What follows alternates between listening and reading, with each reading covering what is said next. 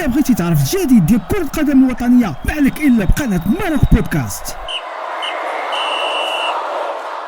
إلى منافسات كرة القدم والآمال المصرية المغربية الكبيرة من خلال دور ربع النهائي. لذلك أرحب بمن يتواجد معنا من هناك من فرنسا، الزميل العزيز بدر الدين الإدريسي، للحديث عن جاهزية المنتخبان العربيان، المنتخب المغربي وكذلك المنتخب المصري. بدر، مساء الخير. مواجهتين منتظرتين بالنسبة للمنتخب المغربي الذي سيواجه منتخب أمريكا، وكذلك المنتخب المصري الذي سيخوض مباراته أمام منتخب الباراغواي. كيف هي الأخبار والأمور من خلال معسكري المنتخبين هناك؟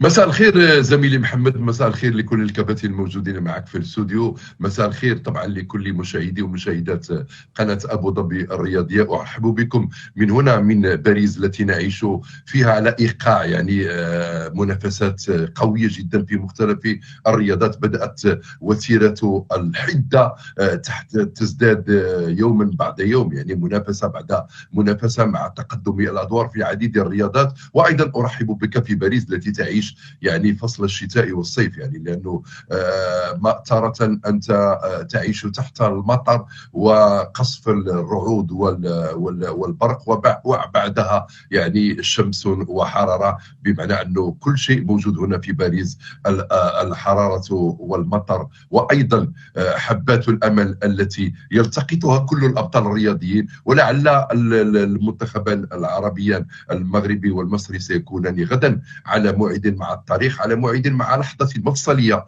لتحقيق أمل التقدم في المنافسات كرة القدم.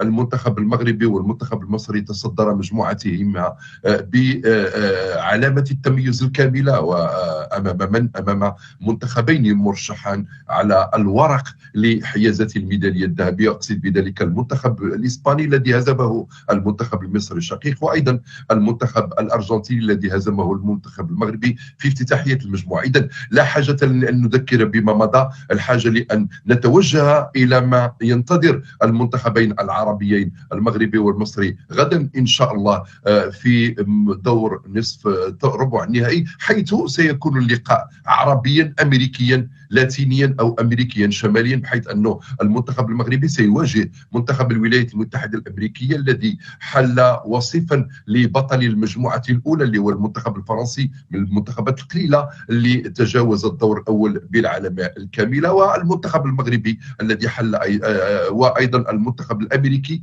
الذي حل وصفا كيف قلت للمجموعة الأولى، ويأتي إلى هذه المباراة وهو يعني متحفز لتحقيق التأهل. ولكن أنا أتصور على أن الأداء الذي قدمه المنتخب المغربي سواء أمام المنتخب الأرجنتيني بدرجة أقل طبعا أمام المنتخب الأوكراني، ولكن بقوة الأداء أمام المنتخب العراقي الشقيق، أعتقد على أن المنتخب المغربي أكد جاهزيته لتحقيق ما كانت تسعى إليه كرة القدم المغربية عبر مشاركتها في الألعاب الأولمبية، وهي الوصول إلى الدور النصف النهائي الذي يطل مباشرة على المباراة النهائية، يطل مباشرة أيضا على البوديوم الأولمبي. إذن هي مباراة صعبة ما في ذلك الشكل. المنتخب المغربي بحسب ما تورد من أخبار أنه فضل أن يبقى بمدينة نيس الفرنسية التي خاض بها بالأمس حصة تدريبية، وخاض اليوم أيضا حصة تدريبية بمدينة نيس، وعلى الفور انتقل إلى هنا إلى باريس ليواجه المنتخب الأمريكي غدا بملعب حديقة الأمراء. وكأني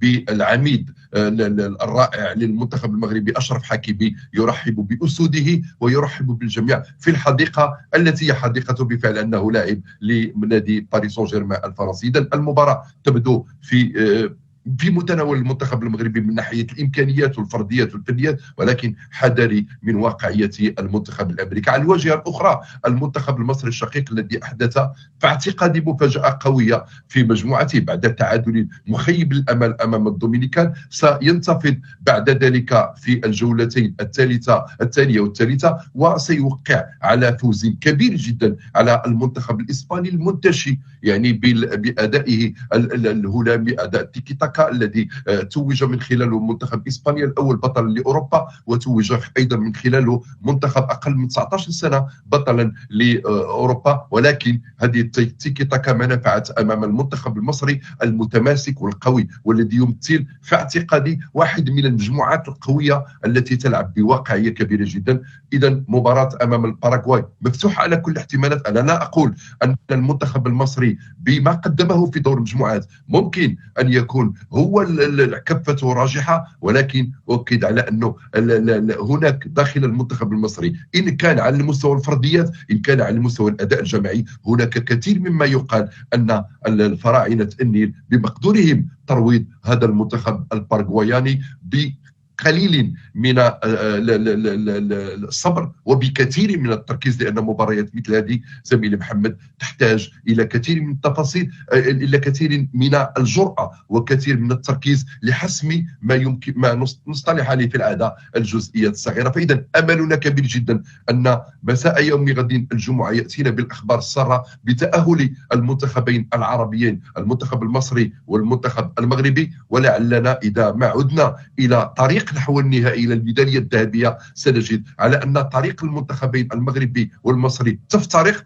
ربما لتلتقي في المباراة النهائية. وكم سنكون سعداء لو أن هذا تحقق وكان النهائي عربيا خالصا في مسابقة كرة القدم. هذا ما نرجوه. بدر، شكرا لك على سرد كل هذه التفاصيل الخاصة باستعدادات المنتخبين المصري والمغربي، وبإذن الله فرحة عربية يوم غد بتأهل المنتخب المصري وكذلك المنتخب المغربي للدور القادم. بدر الدين الإدريسي من باريس، شكرا لك. بأن المنتخب المصري اللي قدم مستوى تصاعدي والمنتخب المغربي اللي استفاد من درس أوكرانيا اللي كان قاسي بالجدية في مباراة العراق أن يتجاوز المغربي الأمريكي وكذلك يتجاوز المنتخب المصري الباراغواي يوم غد. نعم، المؤشرات يعني تنحاز لمنتخبي مصر والمغرب من خلال ما قدم المنتخبان في المباريات الأخيرة، وبالتحديد في آخر مباراة مصر ما قدمته أمام إسبانيا كان مذهل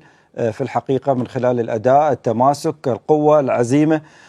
كذلك هناك مشكلة في منتخب الباراغواي الذي حتى قبل ساعات قليلة من اليوم لم يجد الوسيلة للانتقال من باريس إلى مرسيليا حيث المباراة التي سوف تقام هناك، وبالتالي أيضا غياب لاعب مؤثر وهداف الفريق الذي سوف يغيب عن مباراة الغد نتيجة تراكم البطاقات.